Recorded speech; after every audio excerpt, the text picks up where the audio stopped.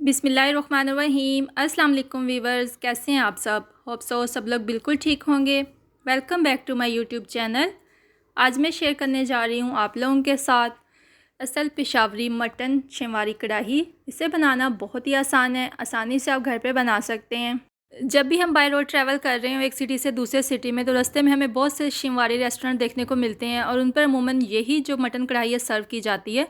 तो मैं भी आप लोगों को आज वही तरीके से बनाना बताऊंगी कि किस तरह आप आसानी से घर पे बना के वही होटल्स वाले शिंवारी कढ़ाई इंजॉय कर सकते हैं। तो चलिए स्टार्ट करते हैं अपने आज की मज़ेदार से मटन शिंवारी कढ़ाई बनाने की रेसिपी। सबसे पहले मैंने 1 कप ऑयल ऐड कर दिया प्रेशर कुकर में और उसमें मैंने 1 किलो जो मटन है अच्छी तरह से वॉश करके वो ऐड कर दिया है। मटन ऐड करने के बाद हम इसकी भुनाई करेंगे। आँच हम स्लो ही रखेंगे, फुल आँच नहीं करेंगे, तकरीबन मीडियम आँच पे हम इसकी भुनाई करेंगे। सिर्फ ऑयल में हमने भुनाई करनी है, अभी इसमें कुछ और ऐड नहीं करना है। और तब तक इसकी भुनाई करेंगे जब तक कि मटन का कलर जो है बिल्कुल चेंज नहीं हो जाता। तकरीबन 5 मिनट तक मीडियम आंच पे मैंने इसकी भुनाई की थी और देखें कलर जो है मटन का बिल्कुल चेंज हो गया है। अब हम इसमें ऐड कर देंगे अदरक लहसुन का पेस्ट और ये तकरीबन 4 चम्मच ऐड कर रही हूँ मैं। ये मैंने अदरक और लहसुन को मिला के पेस्ट बना लिया था। अगर आपने सेपरेट ऐड करना है तो 2 चम्मच ही आप लहसुन पेस्ट ऐड कर दें और 2 चम्मच ही अदरक पेस्ट ऐड करने के बाद इसकी भी अच्छे से भुनाई कर लेंगे और इतनी भुनाई करेंगे कि जो हमारे मटन का पानी वगैरह है वो ड्राई हो जाए और ऑयल जो है हमारे साइडों से निकल आए। अदरक लहसुन का पेस्ट डालने के बाद अच्छे से भुनाई हो गई है यहाँ पे। अब हम इसमें पानी ऐड कर देंगे और पानी यहाँ पे मैं तकरीबन 2 कप ऐड कर रही हूँ। अगर आपके पास गोश्त की क्वांटिटी ज़्यादा है तो फिर आप 3 कप या फिर 4 कप भी ऐड कर सकते हैं। देखिए यहाँ पे जस्ट मैंने पानी ऐड किया और इसमें कोई भी हमने मसाला वगैरह ऐड नहीं किया। पानी ऐड करने के बाद 1 से 2 मिनट तक इसे पकाएंगे ताकि पानी वगैरह जो अच्छे से गर्म हो जाए। इसके बाद यहाँ पे मैं टमाटर ऐड कर रही हूँ और टमाटरों को इस तरह से दरमियान से कट लगा के मैंने 2 पीसेस में डिवाइड कर लिया है।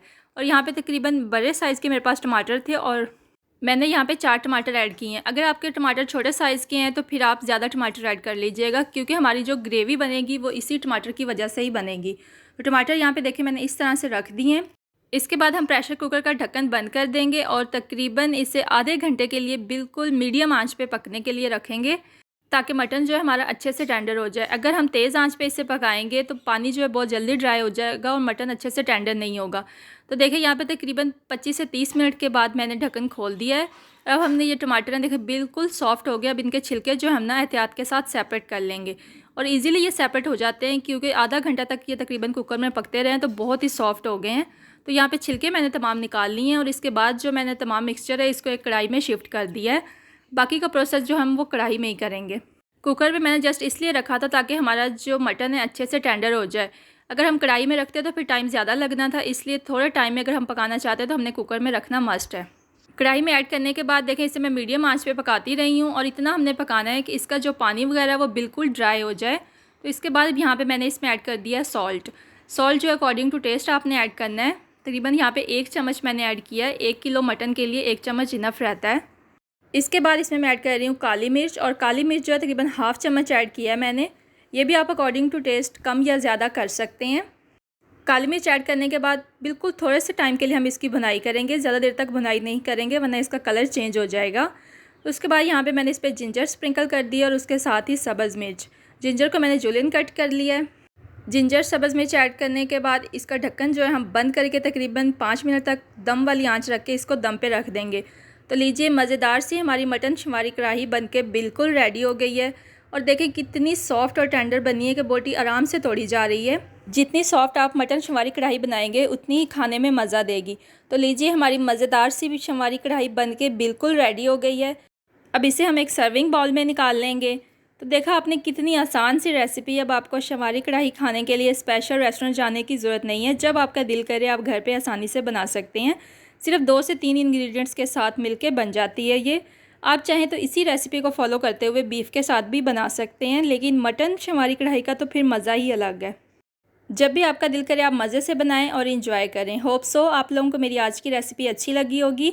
तो कढ़ाई के साथ गरम गरम तंदूर की रोटी हो जाए तो फिर तो क्या ही बात है। लेकिन यहाँ पे जो घर पे तंदूर अवेलेबल नहीं था तो मैंने देखा तवे पे ही बहुत ही मज़ेदार सी फूली फूली रोटी बना ली है ताकि हमारी शिंवारी कढ़ाई का मज़ा दुबाला हो जाए। और बिल्कुल इसे गर्म गर्म ही सर्व करेंगे। इसके साथ आपने पुदीना वाला रायता ज़रूर बनाना है, इससे इसका मज़ा ही दुबाला हो जाता है। तो आप लोगों को अगर मेरी आज की रेसिपी अच्छी लगी है तो अपने फ्रेंड्स के साथ शेयर ज़रूर कीजिएगा और वीडियो को लाइक करना मत भूलिएगा।